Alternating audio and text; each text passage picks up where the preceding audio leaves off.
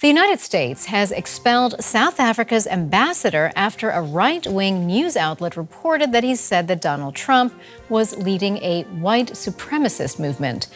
Ibrahim Rasool has been given 72 hours to leave the country. The shocking rift between South Africa and the United States. What went wrong? You won't believe how fast things escalated between South Africa and the United States. Just a few months ago, diplomatic ties seemed stable, but now it's an international crisis. The U.S. is throwing out South Africa's ambassador. Threats of economic sanctions are looming, and there's even talk of shutting down key embassies. What's really happening? Let's break it down. What's behind the diplomatic fallout? This isn't just another minor political squabble. The tensions between South Africa and the United States have been building for years, but recent events have sent things into a downward spiral. South Africa's foreign policy shift. Over the past few years, South Africa has leaned towards stronger ties with BRICS nations, Brazil, Russia, India, China, a move that the U.S. isn't happy about. The land reform controversy. The South African government's decision to allow land expropriation without compensation has sparked anger in Washington, with U.S. officials calling it a violation of property rights. The Leila Khalid street naming. A proposal to rename a street in Johannesburg after Leila Khalid, a controversial Palestinian figure, has sparked outrage in the U.S., with threats to close its consulate in protest. Ambassador Ibrahim Rasool's comments. The final straw? South Africa's ambassador to the U.S. made strong remarks criticizing American policies, leading to his abrupt expulsion. But why is the U.S. reacting so strongly? And what does this mean for South Africa? Now, in a move reflecting the growing tensions between Washington and Pretoria, the United States has expelled South Africa's ambassador to the United States, Ibrahim Rasool. The move has been announced by U.S. Secretary of State Marco Rubio. In a social media post on X, Rubio accused Rasool of being a race-baiting politician who hates America and Donald Trump. Rubio declared the South African diplomat persona non grata. Rubio shared an article from the conservative news site Breitbart, which carried Ambassador Rasool's comments at a foreign policy seminar in Johannesburg. Now, according to the news site, Rasool blamed white supremacy behind Trump's disrespect for the global order. He also claimed that Trump's MAGA movement was a white supremacist reaction to increasing diversity in the U.S. Meanwhile, the president's office in South Africa acknowledged USA's decision and urged stakeholders to maintain established diplomatic decorum. The statement reiterated South Africa's commitment to building a mutually beneficial relationship with the U.S.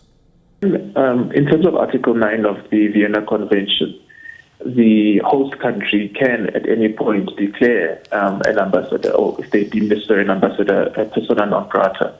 So the prescript does apply. It may have been communicated firstly on Twitter, as we had all seen, but subsequent to that, the ambassador was called in and officially received the diplomatic communication through which he officially transmitted through the diplomatic channel. So whether the initial process followed or the initial announcement followed the diplomatic routes, evidently no. And that's something that we do intend to raise with our American counterparts, that we do believe that where there are very important and sensitive matters that need to be discussed, these matters should be discussed through the diplomatic channels, preferably before then being made public. But this is the reality that we also have to contend with this administration, that it does seem as though Twitter is the preferred mode of communication. And then secondary, we see the diplomatic channel being implemented. Yeah. What happens next? The possible outcomes. So where does this all lead? There are a few possible scenarios, and none of them are simple. 1. South Africa and the U.S. negotiate a diplomatic solution. The South African government could attempt to smooth things over through diplomatic talks. However, with the U.S. taking a firm stance, it might require significant compromises. 2. Trade sanctions and economic retaliation. The U.S. could impose trade restrictions, making it harder for South African businesses to operate internationally. This could push South Africa further toward China and Russia for economic partnerships. 3. A full diplomatic breakdown. If things escalate, the U.S. might recall its ambassador from South Africa and shut down key diplomatic offices. This would mark one of the lowest points in U.S.-South Africa relations since the end of apartheid.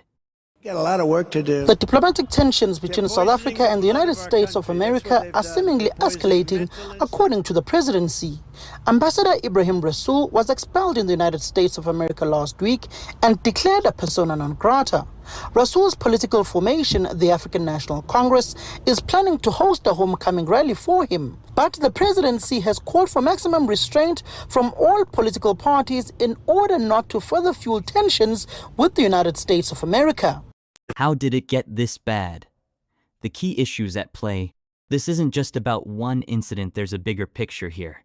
The United States sees South Africa as an important partner in Africa, but one that is increasingly moving away from its influence. The US versus South Africa on Russia and BRICS. South Africa's refusal to condemn Russia's actions in Ukraine has irritated Western allies. The US warned of economic consequences if South Africa continued its trade relations with sanctioned Russian entities. South Africa's growing alignment with China and its participation in BRICS initiatives have further distanced it from Washington. Economic pressure. Is AGOA at risk? The US grants trade benefits to South Africa through the African Growth and Opportunity Act AGOA, allowing duty-free exports of key goods. Some US lawmakers are now calling for South Africa to be removed from AGOA due to its foreign policy choices. If this happens, it could deal a massive blow to South Africa's economy, particularly in sectors like manufacturing and agriculture. The land reform debate. The South African government has pushed forward with land expropriation policies, arguing that they are necessary to address historical injustices. The US sees this as a violation of property rights and an attack on foreign investments.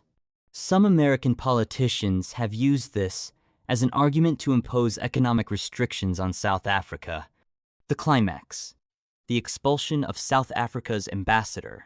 If tensions were simmering before, the US just turned up the heat. The Trump administration officially declared South African ambassador Ibrahim Rasool persona non grata and ordered him to leave the country immediately. This is a rare move, usually reserved for countries engaged in serious diplomatic conflicts. South Africa's government responded with outrage, calling it an act of aggression. Experts say this is a turning point that could change US-South Africa relations for years to come. What happens next? The possible outcomes. So where does this all lead? There are a few possible scenarios, and none of them are simple. 1. South Africa and the US negotiate a diplomatic solution.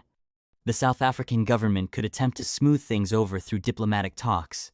However, with the US taking a firm stance, it might require significant compromises. 2. Trade sanctions and economic retaliation. The US could impose trade restrictions, making it harder for South African businesses to operate internationally. This could push South Africa further toward China and Russia for economic partnerships. 3. A full diplomatic breakdown. If things escalate, the US might recall its ambassador from South Africa and shut down key diplomatic offices. This would mark one of the lowest points in US-South Africa relations since the end of apartheid.